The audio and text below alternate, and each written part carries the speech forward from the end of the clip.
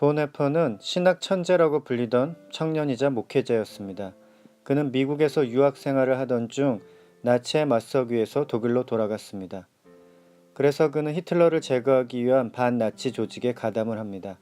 만약 그가 독일로 돌아가지 않았다면, 그리고 미국에서 계속 활동할 수 있었다면 누구보다도 위대한 업적을 남겼을 만한 인물입니다.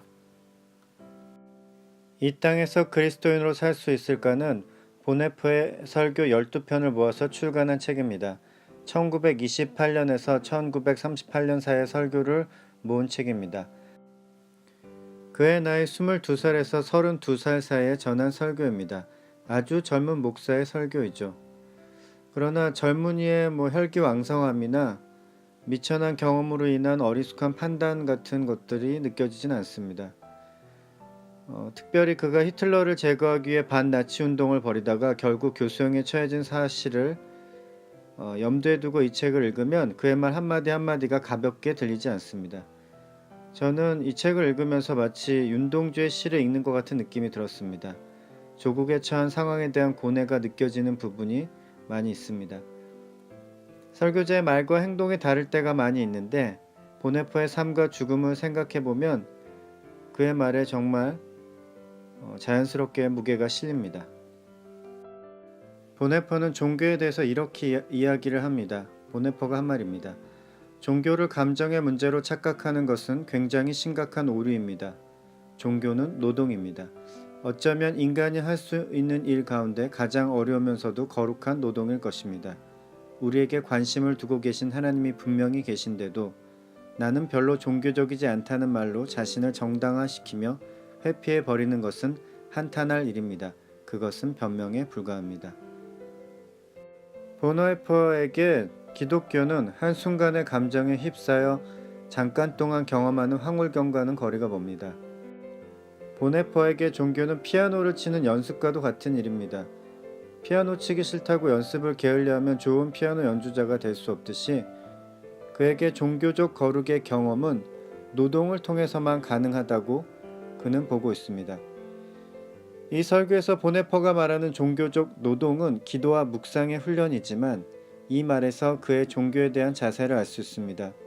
어떻게 그가 위험을 무릅쓰고 독일로 돌아가는지, 그의 종교적 노동의 과정이 어땠는지 짐작할 수 있습니다. 이 책의 두 번째 설교의 본문은 마태복음 5장 8절 마음이 청결한 자는 복이 있나니 그들이 하나님을 볼 것이며 입니다. 이 설교도 22살 때 한 설교입니다. 보네퍼가 한 말입니다. 하나님을 본다는 것은 마치 생수를 들이키듯 하나님의 빛을, 그분의 맑고 깨끗함을 들이마시는 것입니다. 하나님을 본다는 것은 우리가 일생 동안 사모하며 걸어왔던 그 본향을 바라보는 것이며 마치 어린아이가 어머니의 품에 안겨 실컷 울고 나면 가슴이 후련해져서 기쁨을 회복하듯 아버지의 마음에 자신을 맡기는 것입니다.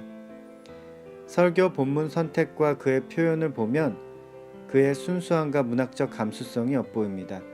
보네퍼의 설교집을 보면서 저는 한 가지 의문점이 들었습니다. 그의 설교는 이상적이고 평화적이고 비폭력적입니다. 그리고 그는 자기가 무슨 말을 하고 있는지 알고 있는 사람입니다. 자신의 생각을 숨기고 다른 말을 하는 사람도 아닙니다. 그의 설교를 보면 악인의 악을 악으로 갚지 말고 선으로 갚아야 한다고 거듭해서 말하고 있습니다. 어떤 잘못을 한 사람이라도 그리스도인으로서 용서해야 한다고 강조하고 있습니다.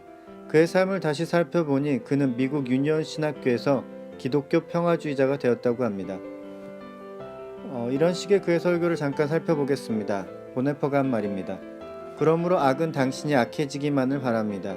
그렇게 되면 비로소 악이 당신에 대해 승리할 수 있기 때문입니다. 그러므로 악을 악으로 갚지 마십시오. 그렇게 함으로써 악에게 해를 입히는 것이 아니라 당신 자신만 상처를 입기 때문입니다. 당신에게 악한 일이 일어난다면 위험에 처하는 것은 당신이 아니라 당신에게 악을 행하는 사람입니다. 당신이 그를 돕지 않는다면 그는 그가 행한 악으로 인해 자기 생명을 잃게 될 것입니다. 그러므로 타인을 위하여 그리고 당신의 책임을 다하기 위하여 악을 악으로 갚지 마십시오. 하나님이 당신의 악을 악으로 갚은 적이 단 한 번이라도 있었습니까?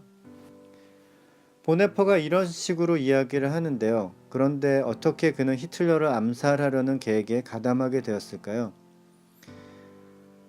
방금 언급한 설교는 보네퍼가 1938년 독일에서 한 설교입니다. 이미 보네퍼에 대한 박해가 시작되었을 때도 보네퍼는 용서를 설교했으며 악인에게 선을 행해야 한다고 역설했습니다. 보네퍼의 신앙 자세는 20대 때부터 계속 같은 내용이었습니다. 같은 자세였습니다. 그리고 이러한 태도는 정말 지극히 이상적인 태도이긴 하지만 성경적인 태도입니다. 그런데 이런 자세를 취했던 그가 히틀러를 암살할 계획에 가담했다면 그의 생각을 바꿨을 사건이나 아니면 아주 새로운 신학적 깨달음이 있었을 것 같은데요. 그게 무엇이었을지 궁금해집니다. 보네퍼는 자신이 스스로 설득당하지 않았다면 사회 분위기나 동료들의 요구가 있었더라도 움직이지 않았을 것 같은 그런 사람입니다. 다시금 이 세상에 히틀러가 나타난다면 그리스도인들은 어떻게 행동해야 할까요? 악인의 악을 선으로 갚아야 할까요? 아니면 그 악인을 제거해서 무고한 사람들의 희생을 막아야 할까요? 만약 사회 전체 시스템이 그 악인에게 완전히 넘어가서 정의나 공의의 이름으로 그 악인을 제거하거나 처벌할 수 없다면 어떻게 해야 할까요? 악인을 용서하고 새로운 기회를 주면서 비폭력적 평화적으로 맞서야 한다는 주장도 일리가 있습니다. 또한 그 악인을 제거해야 한다는 주장도 맞는 말이죠. 보네퍼의 설교를 읽으니 그가 어떤 사람이었고 어떤 생각을 가지고 있었는지 알 수 있었습니다.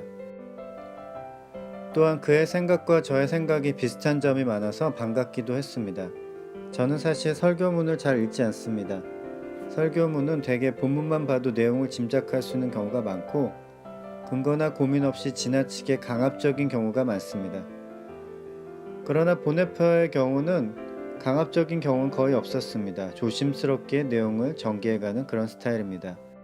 내용이 뻔한 경우는 좀 있긴 했는데 그래도 표현이 다양하고 풍부해서 지루하지 않고 보네퍼의 순수한 감수성이 느껴져서 좋았습니다. 보네퍼를 좋아하신다거나 성경의 말씀 나눔이 필요한 분이 있다면 권해드리고 싶은 책입니다. 디트리 보네퍼의 이 땅에서 그리스도인으로 설 수 있을까 였습니다.